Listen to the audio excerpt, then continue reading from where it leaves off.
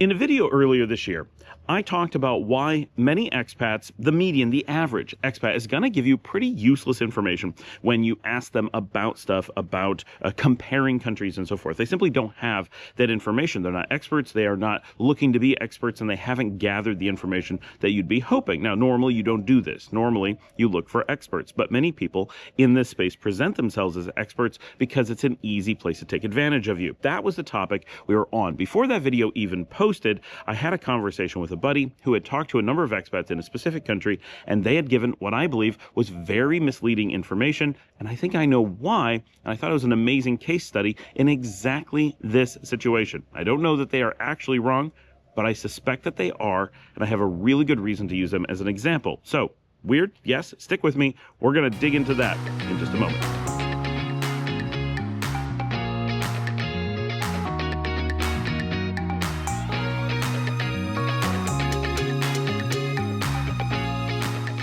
An interesting topic today for sure. I'm Scott Allen Miller. I've been an expat for more than 10 years, and I live here in Leon, Nicaragua. Before we get into today's topic, a little quick housekeeping. We have a WhatsApp group for those who are looking to be in a group about Nicaragua to talk to lots of other expats, and really, even if you're an expat somewhere else, it's a good group to jump into. A lot of chatter, a lot of opinions, a lot of different people to bounce ideas off of, so that all that is in the show notes. If you need to contact me, in the show notes. If you would like to send in a question, of course you can ask in the comments down below. That's fantastic. But also, if you look in the show notes, you see a theme here, you can see the information on how you can make a video and send it in to me, and we'll actually put you on the show and connect you with the audience. So much fun. Also, if you'd like to support me or anything, of course, you can buy me a coffee. That's going to be on the screen, and it's down in the show notes.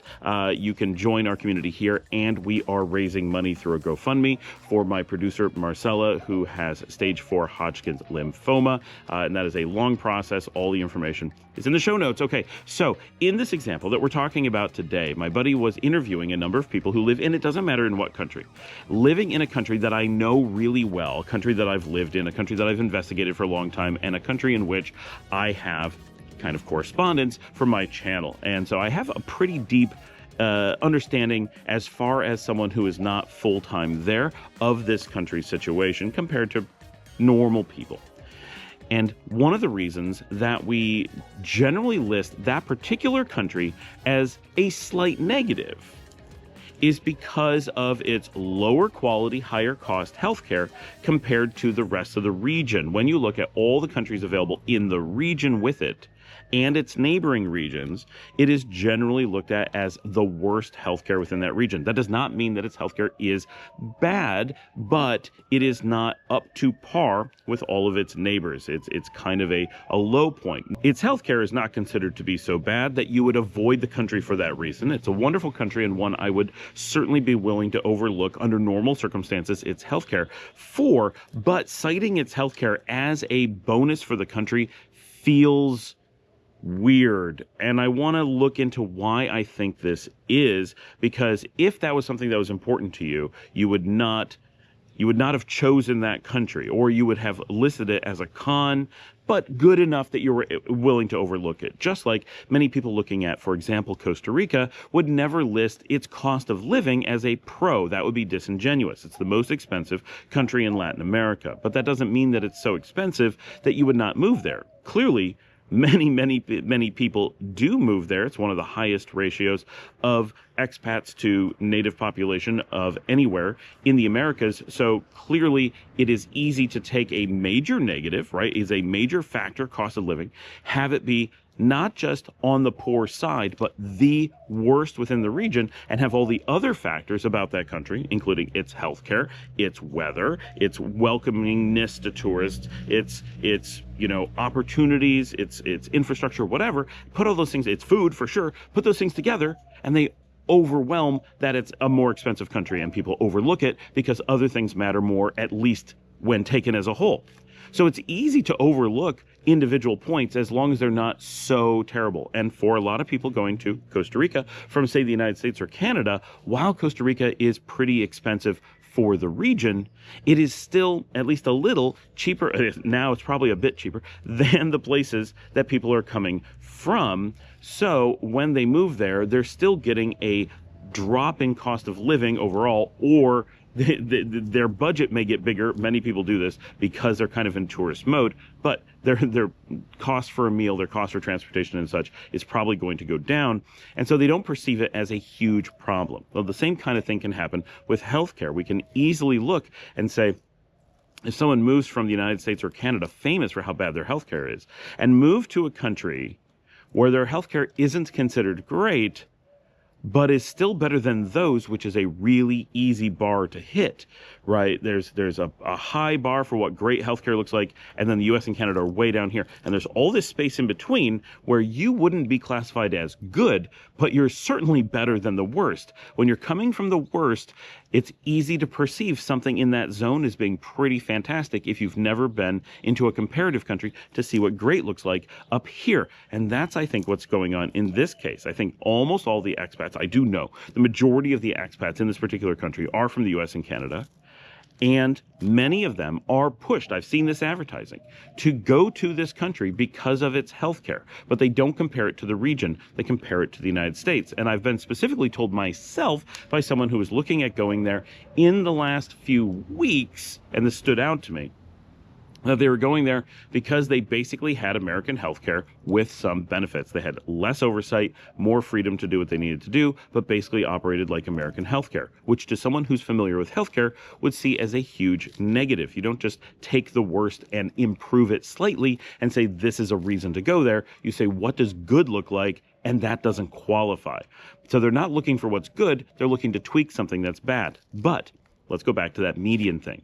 If we went to the median American at least a few years ago, today things might be slightly different, but just a few years ago, if you asked the median American if their healthcare in America was very good, you easily would get, even if you asked a number of them, say half a dozen to 10, there's every chance that you would not hit a single average American who actually felt that American healthcare was that bad. Some may rank it as the best in the world. We hear this a lot. Some would rank it as adequate, but too expensive. A few would say, well, I think it's pretty good. I'm sure there's better. But almost all of your answers would fall into this zone because the median American, one, gets their information from the media and doesn't do their own research. Even when they observe things firsthand, they're often willing to overlook it because the media tells them to. Its reality is often defined by what you're told to think over what you actually experience yourself. So this is a real problem that average people have, and it's just something you have to know when you're dealing with collecting data in this way. Two, almost no chance will the median American that you interview in a small pool have experiences outside the United States that include healthcare. Many people will have traveled to Mexico, traveled to Canada, done a few different things, gone to places, but not experienced their healthcare or experienced their healthcare at best in a situation where they didn't speak the language, didn't know what to do, were in a panic, and it was pretty minor. A few people, you could potentially run into someone with deep experience, but it's not very likely in a small pool of people interviewed because the likelihood, right, of an American having healthcare usage abroad is extremely low. It just doesn't happen that often statistically. Many Americans who do go abroad and need medical care are taught that it is so scary to get medical care abroad that they avoid it. And of course, in the United States, we know that this is propaganda to scare Americans into not testing the waters with other healthcare to get them so that they don't observe firsthand how bad American healthcare is. So we know this as a starting point. And Americans will also, in order to prop this up, and we've talked about this on the show before, compare to Canada rather than comparing to good, right? The US and Canada have famously the worst healthcare in the developed world, to the point where it's arguable that you can call them the developed world because of their healthcare alone, plus other issues. And so they point to each other. They never point to other places. You'll never hear an American trying to say the American system is working well and comparing it to a France, a Germany, an Italy, a Japan, or so forth, because they don't want to compare to what is best. They have to cherry pick what is worst or nearly worst so that they can say, well, at least we don't have these problems, or at least we're not as bad as, or at least we're nearly as good as, right, the other one. So that's how most Americans perceive it, and it's natural. This is to be expected from how the system works. If you then take the median expat coming from the US or Canada and they choose a country, a few things are almost always true. One is that people don't generally do deep research. The median expat is just getting some ads on TV, hearing what friends have said, listening to the marketing, checking the State Department website, and going to places that the government and media has pushed them to. So they're going to pick just a few countries in most cases. And we know some examples. Costa Rica, that I already mentioned, who does have great healthcare, and Ecuador, who I know nothing about their healthcare. These are places that loads of Americans are pushed to move to by a set of organized circumstances. And so the median expat hasn't done a lot of research about countries, has not done comparatives, has not dug in to find out what's actually going on the ground, and that'll be a lot of work, and there aren't very many resources. And even those who try to often are met with, like we talked about in the other video, fake relocation consultants who have no knowledge of the world, no knowledge of options, no actual factual information about places, and just sell them whatever's easy. And what's easy is the places that match up with the messages coming from the media in North America. So if North America were pushing Ecuador and you wanted to make a quick buck as a relocation consultant, you could pretend to look at lots of different options and then in the end come back with, and I think Ecuador ends up being the right mix for you, and people will think that sounds really reasonable. You don't have to do your footwork because you can just feed them a predetermined answer and it will normally keep them happy. And even if it doesn't, they'll move to that place. There'll be loads of other expats, and you can say, look, it worked for all these people. Just because it didn't work for you, you're the anomaly, right? And it's very hard to tell that they didn't do the job that you paid them to do. So the median person doesn't have any research ahead of time, any meaningful research ahead of time. Then they move from a place with such terrible healthcare to a country that their only comparison in most cases is the country they came from. And so they will, in this case, observe that the healthcare in the country they've moved to is better, demonstrably better, cheaper, faster, better quality of care, nicer facilities, treated better by the doctors. Yes, all those things almost certainly true. And importantly, without the restrictions and problems that come from American healthcare. So it is completely natural and expected that someone in this situation, the median expat, is going to get an experience that to them makes it feel like the healthcare in the place they've moved to is excellent. It fits a narrative from the country that they're coming from. It fits what they're getting from the media. It fits observation. They observe that the US and Canada are one level. They don't know if that's good or bad, if it's their only observable opportunity. And they move to another country, and they're told this is the good one, and then the narrative matches that it is better than where they came from. Suddenly, the propaganda all fits, and it seems logical to simply repeat and believe that they've moved to a place with great healthcare. But unless they go to the countries next door, to the north and south, and then go to the ones north and south of that, and go to the ones north and south of that, and see if that's really true, that it is better than other options, they have quite literally no meaningful insight. Anybody with any knowledge of medical systems could easily have said, look, this country we don't know about, but we know it's going to be better than where you're coming from, so don't take it being better than what you're used to as meaningful. If only if it is just as bad or worse would that be news to anyone. There's essentially no chance of that. It's just what you're used to improved. And so going to people and getting interviews, we expect them to feed us this happy response. I left this country, I moved to this country. My healthcare was this, now it's better but similar, so it fits. I don't have to worry about it being different. I don't have to worry about a bunch of things. It's just slightly better than where I was, so I'm really happy with it. But would they be happy if they knew that it could be lower cost, higher quality by going to, quite literally, as far as we know, every country in the region except for the one that they're in? Probably not, but that's not information that they, one, want to get because they've already made the move, and two, they are not going to go through the effort of collecting, and they may not believe it even if you did for them, because why would they? Because they're not observing it themselves, and it doesn't fit the narrative that they've been fed. Not one that they're necessarily trying to be stuck in, but once someone has a narrative and it seems to fit, we're not looking to break that narrative in most cases. Additionally, with expats and with most people in nearly all situations in life, so this is something to be aware of, and I'm no exception, so you need to be aware of this with me as well, is that based on the places that we have chosen, we're going to be looking for confirmation bias. We are naturally going to want to, in most cases, until we get so mad that we're looking to lash out, we are going to naturally, as humans, want to promote the decisions that we've made. For example, I'm using the GoPro 13, and I love telling people how wonderful the GoPro 13 is, and I will continue to do so even in the face of a fair amount of evidence that the DJI Action 4 may have a slightly better image. Now, I do a lot of research, I do a lot of investment in this. I do feel that the GoPro 13 is better for me for reasons that are very specific, and I do go into some other channels about how it does workflow management and stuff, and the image is fantastic, so the difference is mine.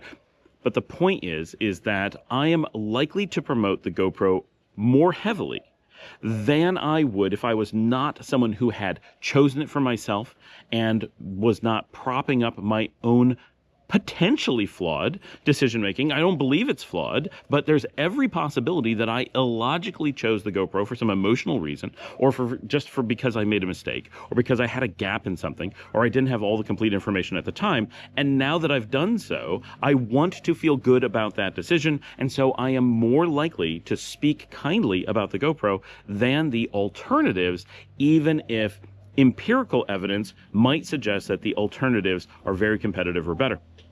So the same thing's going to happen with countries. And I'm not saying you shouldn't get a GoPro. I love mine. I have lots of reasons why I think it was the right decision. But it's an important thing to know about ourselves that we will react this way. So likewise, I am likely to be more rosy about Nicaragua because I put in a ton of work, made this choice, and now I want to continue to feel good about this choice.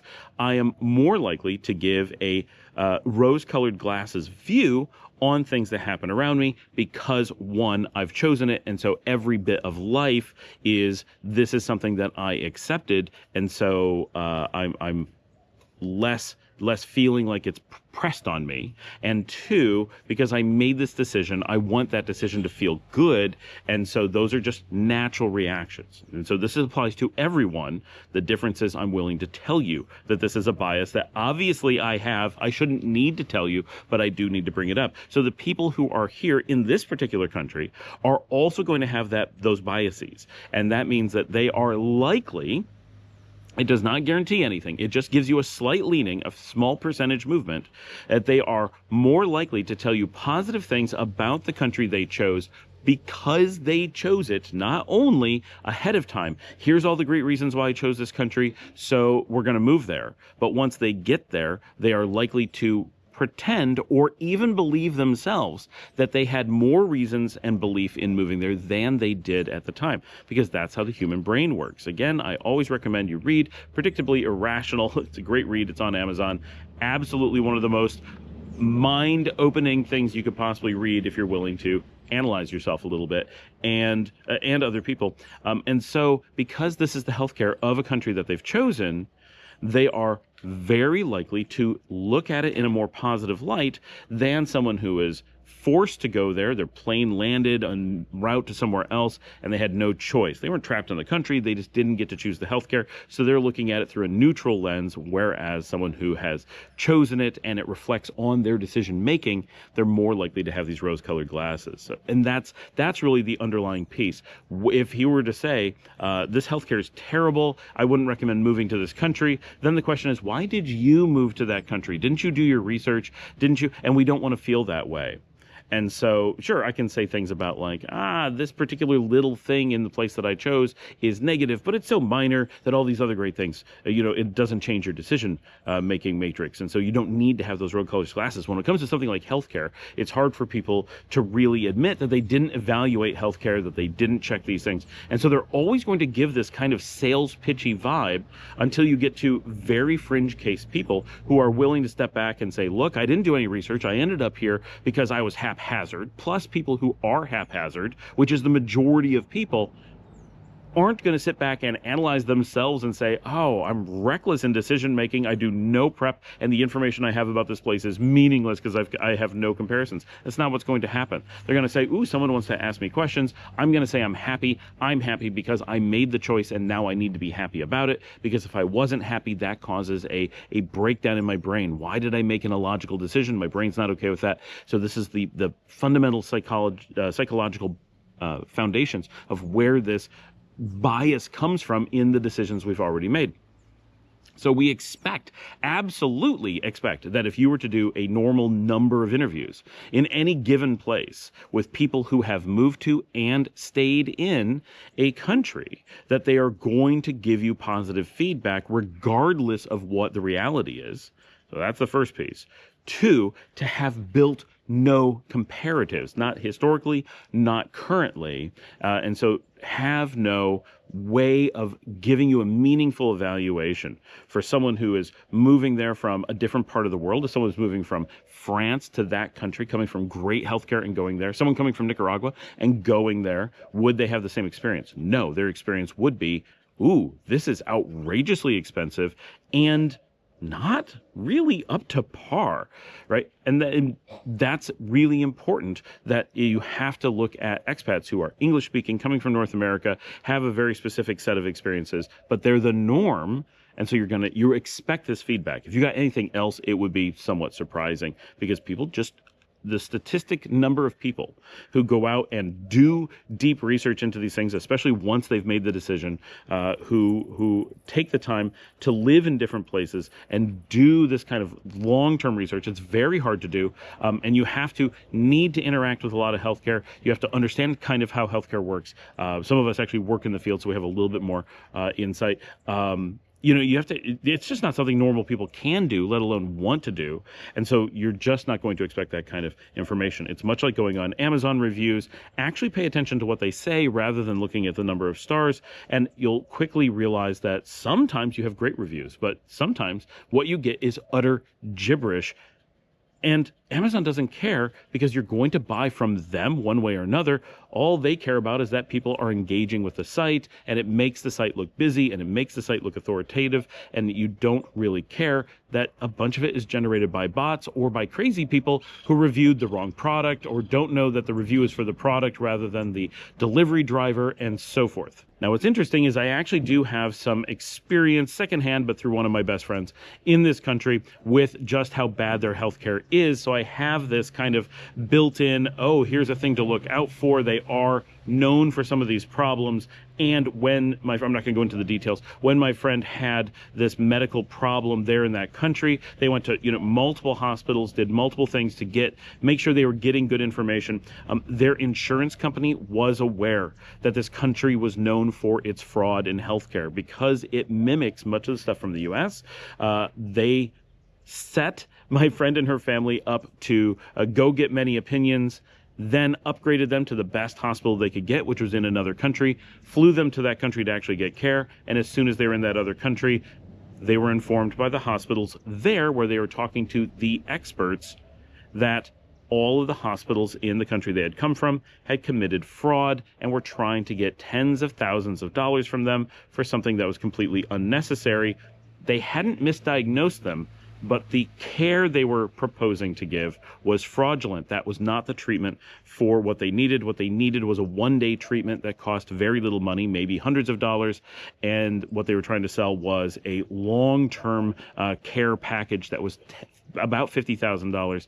And the insurance company had figured this out, but didn't want to be the ones who told them, and so offered them this upgrade as part of their insurance package to go to a better country, to go to the best experts rather than just pretty good in the country. And of course they jumped at it. Yes, of course, this was life-threatening care. This was a life or death. Of course they want to go to the best and not just settle for what's local. And then literally were treated on the spot, and that treatment worked, right? This is not just a theoretical thing. This actually was. They were proposed this invasive surgery, long-term recovery, low chance of success, And they went to the other hospital and they're like, this is an outpatient thing. Like, we can do it this morning and you'll be done. And it's not invasive and there's no surgery.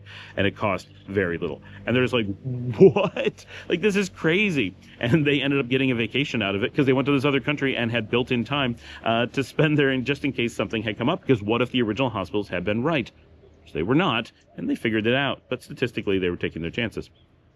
This leads into the fact that this particular country, and this is interesting that the timing is such, that this particular country is also currently in U.S. news at the time that I'm recording this, and at the time that these videos had come out talking about how good the healthcare was, that the U.S. has stopped doing certain business with that country for healthcare, even though it's a country it's generally promoted as a partner, because of wide-scale fraud in their medical system. So primarily this is what the VA. The U.S. VA does medical care around the world and has partners and non-First National locations all around the world. And this one has been cut off from that system for wide-scale fraud, which is a pretty amazing thing for the U.S. to be taking healthcare as fraudulent being something that they're concerned about. So it's really dramatic at that point. And that brings up another point. This is one of the countries that does have access to the VA system, or did historically.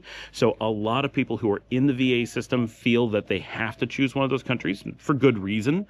Although here in Nicaragua, we're not part of that system, and loads of vets come here because they're looking for freedom of healthcare and higher quality care and the ability to control their own healthcare. And so there is a drive to get away from those countries, from people who are really trying to take control of their lives. But many, statistically, the majority of veterans feel that they have, from the United States, feel that they have to stay within the VA system because it's free, and if they get out of it, it can cause problems for them if they're trying to use it in the future, and so forth. And so they want to go to a country that's approved and has those resources. So they are also going to view the healthcare differently, view the country differently, and view the decision of getting there differently. So just remember from all of this, healthcare is not the point of this particular video. The point is how people, when they go to a country, and this is a broader thing, right? Apply this to other things in life. Apply this to how people buy cars. Compare this to how people talk about their jobs or talk about their careers. Most people don't buy enough cars to do comparisons. Most people don't have enough jobs to do comparisons. Most people haven't lived in enough different countries to do comparisons. Most people haven't gone to a number of universities to do comparisons. And so the average person is not, one, researching that deeply. The average person is not doing comparisons by taking the time to actually go to those places. The average person is not continuing to research once they've been there. And most people are not in a position where they care about that information. So they're not critically analyzing their own feelings about it or anything else. So the people in this particular case who are interviewed, who went to the country, probably, we don't know on an individual basis, but probably none of them, statistically none of them, are ever going to have taken a moment to stop and thought, is this healthcare good? They say in their minds, very emotionally, very automatically, I came from X, this is an improvement, my choice to move to this country is supported by this, I'm not going to question an improvement. It's like going and, I bought a shirt yesterday. It cost me $30. I bought the same shirt today. It cost me $25. I'm not going to continue to research to see if I was taken advantage of twice. Is the shirt $10 at the corner in the original store, or is the guy who sold it to me, actually giving me a decent deal? We don't check to see if we got the raw end of the stick after the fact in most cases, because we're not putting in the effort to advise people. We're not putting in the effort to try to accumulate good information. It's not the goal for normal people, so they're not going to do it. So the number of layers that come together that cause us to actually expect that gathering information in that way could lead to very bad information. So how do you act of this? How do you action this? Do something useful with this information? Well, there's a couple things. One, whenever you're watching these videos, seeing people do interviews, anything like that, remember, you're not, under normal circumstances, seeing experts. In this particular case, my buddy was doing interviews, so he wasn't injecting any of his own opinion or knowledge into the situation, which is great, but you have to then look at him as a journalist, not as an expert. In the case of him doing interviews, what's interesting is he's actually an expert. He has way more experience in these things than most of the people he's interviewing, possibly all of the people he's interviewing, possibly all the people he's interviewing combined. But But he's not trying on his particular show to be an expert. He's trying to expose people's personal opinions as to where they are. So you have to look at it as journalism. If a journalist is interviewing people who are not experts or people who are not honest, I'm not saying they're not honest, but that's a possibility, then you're going to get skewed information. So it's important to look at the material you're getting and say, is this an expert or a person purporting to be an expert giving me their measured opinion where they've put in research, or is this an interview and I have to consider the person that they're interviewing? Is this a person who would be definitive in any way? That's the first piece. Second is do our own comparative, understand the context of people, right? So build information as a baseline across different regions, right? Oh, how much does healthcare cost in here? How is the efficacy of the healthcare here? Now, how do I look and get those same numbers from neighboring countries? Much the way we do with violent crime rates. Right? If we were looking at violent crime, if you talk to people in, say, Costa Rica, they will tell you, it's fine. It's not that dangerous, but it is more dangerous than the U.S. But they don't necessarily perceive that. Unless they're looking at the stats, they could be missing that because it's not so dangerous as to be a problem. You shouldn't avoid Costa Rica because of its danger, but you should be aware that you're not moving there because it's safer than the U.S. And you're definitely not moving there because it's safer than Canada. And you're definitely not moving there because it's safer than Nicaragua, because Nicaragua is safer than the U.S. U.S. is safer than Costa Rica. Now, that's useful statistical information that you can go get. You don't have to ask somebody. It's empirical. If you ask people who haven't spent a lot of time in all those countries, and even if you do, the chances that someone on the ground is able to usefully collect statistical information in a way that's meaningful is very difficult. I can tell you that I have had experiences in Costa Rica where I felt it was more dangerous than the U.S. or Nicaragua. The U.S. and Nicaragua feel about the same.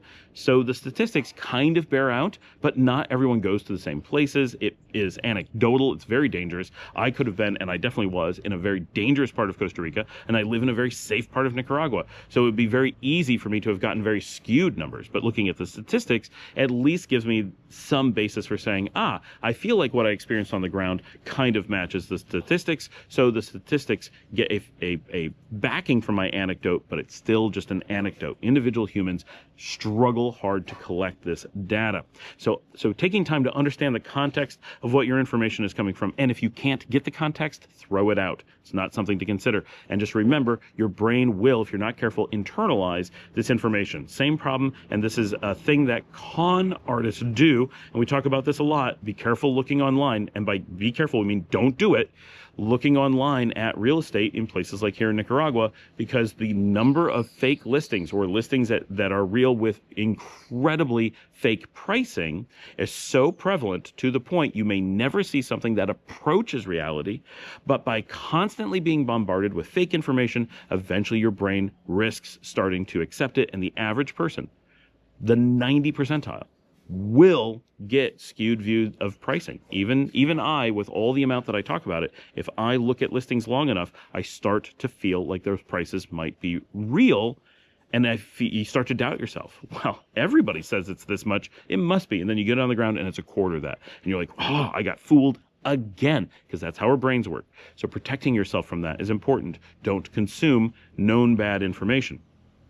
So contextualize and understand what type of information you're collecting will get you a long way. A little bit of analysis like this will protect you a lot. And simply by watching this channel, you are in a different segment of the population. You're not just falling into a country. You are researching places that are less common. You're looking at real information about them. You're thinking critically about them. Maybe you haven't moved to a lot of places, but you're already gathering more information than almost certainly anyone that you are seeing in an interview anywhere. So ask yourself, do you have so much information that you would be an expert on this? Maybe you are, but most of my audience is going to say, no, I'm just gathering information. I'm looking to learn this stuff, and then realize someone who didn't look to learn that stuff, most likely, is now being interviewed and providing you the information that you're trying to collect. That's dangerous. So understanding that they are happy, so understand this is where they came from, they went here, and they're happy. That's useful, but you have to contextualize it. What is the context that they're deciding that happy is? And if that person says, oh, and I lived in France for a while, and with the best healthcare in the world moving to here, sure, it's not as good, but it's so close, I'm surprised. That's useful. Do they have a comparative that's useful? Or do they say, I came from the US and this is better? That's useless. We already knew that. We don't need someone to tell us. We don't want that reinforcing our biases. Thanks for joining me. Like and subscribe. If you'd like to help support the channel, as I said earlier, you can buy me a coffee at buymeacoffee.com/ScottAllenMiller. We have memberships both there and here on the YouTube channel, where you can just do a monthly subscription to help make all of this possible. It takes a lot of time and effort to make these shows, and we don't have any revenue source outside of the show, so that's important, right? We're not selling relocation services or anything like that. We are hoping to do a steak tour, which will be a little bit different. That's actually tourism, just going around to restaurants for 2 weeks around the country and doing kind of a cool trip. We've kicked around that idea on the live stream, which, by the way, every Thursday afternoon we try to do a live stream. It is so much fun. If you enjoy the show but want to interact in real time with me and talk to other people from the community in real time, so much fun. Great way to spend your Thursday afternoon and evening. We tend to go pretty long. We don't have an exact time, so just watch for it, subscribe, do all that stuff. You'll get the alerts. Turn on that bell. That makes a difference. And with that, I will see all of you tomorrow.